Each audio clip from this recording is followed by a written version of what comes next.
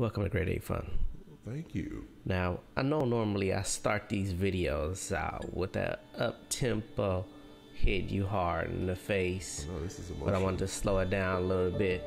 I'm going to talk to you about the process from start to finish, how I transfer a drawing from my sketchbook in this case, and then some of the thought process in composing an image, as well as some of the paint process. Can I get a tissue? So some of this stuff may be stuff you already know. Yep. Could be a refresher. Follow me. But check it out. YouTube.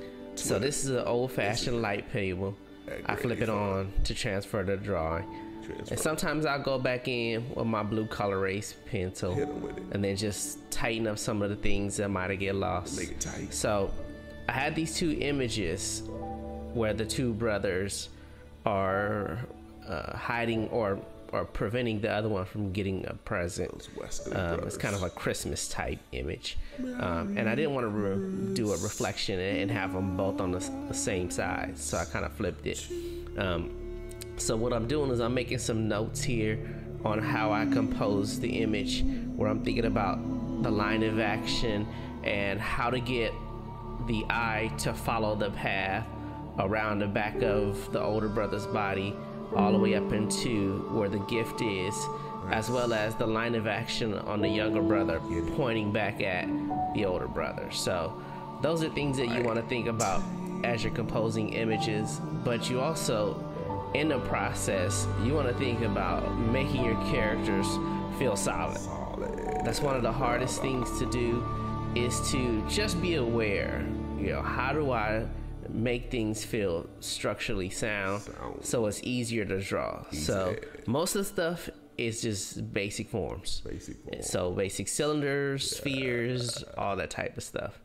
So if you use cylinders or any of that type of stuff, it makes it easier for you to figure out how to render value if you ever decide that that's what you want to do with your paintings or your illustrations or your drawings or your character designs or whatever you want to do. So I just quickly went through the process of, if I had a light source and I wanted to render value, that's how I would effectively approach it. Thinking about the edges, the soft edges where light turn, the cast shadows where an object is resting above another object, which is the head on top of the body. And then just, some of the stuff that I sometimes think about, even as I'm doing some of these paintings. So the first process in painting this little tiny, what I guess you could consider like a spot illustration, and I did the air quotes in case you wonder why I hesitated.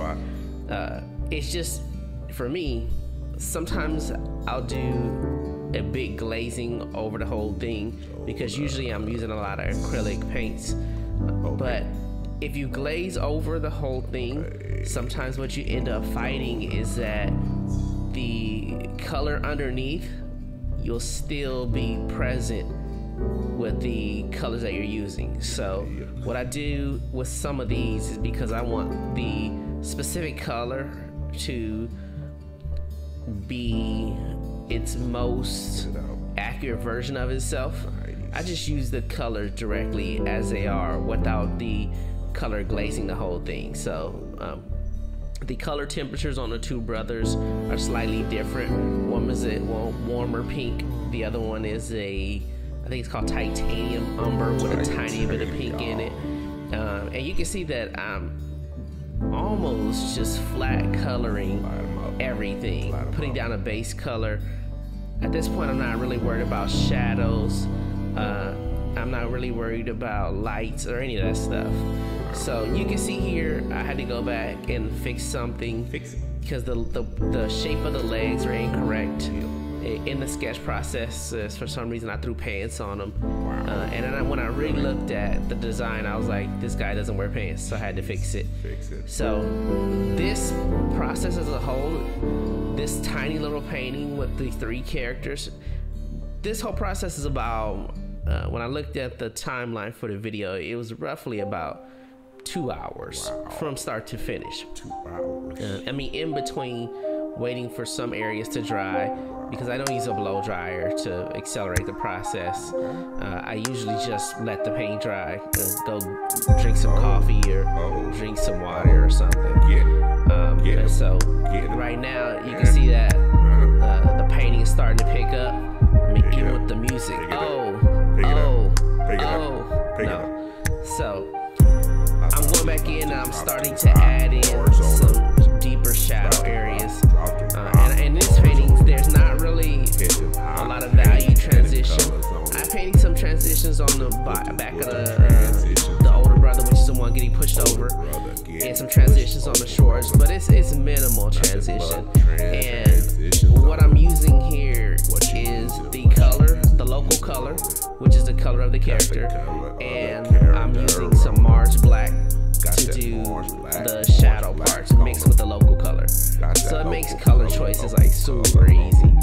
And these I'm not trying to make really deep color choices. I mean, at the risk of sounding lame, I mean, it's really fundamental. Just, I like this color, I'm gonna tint this color. And then tinting just means, you know, I'm just gonna either add some white to it, or I want to put some tone into the color. So for the most part, there's a lot of tone in here. So I have the local color, and then I add that Mars black to tone it, to add a little bit of darkness to it. And that's for almost every color in here. So that goes for the green, the alizarin, which is the inside of all the mouths, burnt umber for the younger brother's eye, who's holding the present, and then even on the present box that he's holding, all it is local color and some Mars black mixed in to tone it, and then some white, titanium white in on the lighter side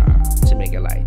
So really, this type of like kids book illustration, you can make the color choices simple if you just desire to. You don't have to make them super complex. The only thing that you do want to do is try as much as possible to make them rich and saturated, because it's very attractive to the eye, especially for kids. You know, kids don't want to look at these really dark. Most kids don't. I mean, some kids don't. Most kids don't. So this last thing that I'm doing is I'm just adding these white lines to separate things, to pop things from the background. They're purely just illustrative things. They have no basis, at least in my case, for like foreground, background, or light source or anything. So thank y'all for watching the video. If you want to see these videos in their entirety, you want to watch an hour of this, let me know. Grade A fun. Bye.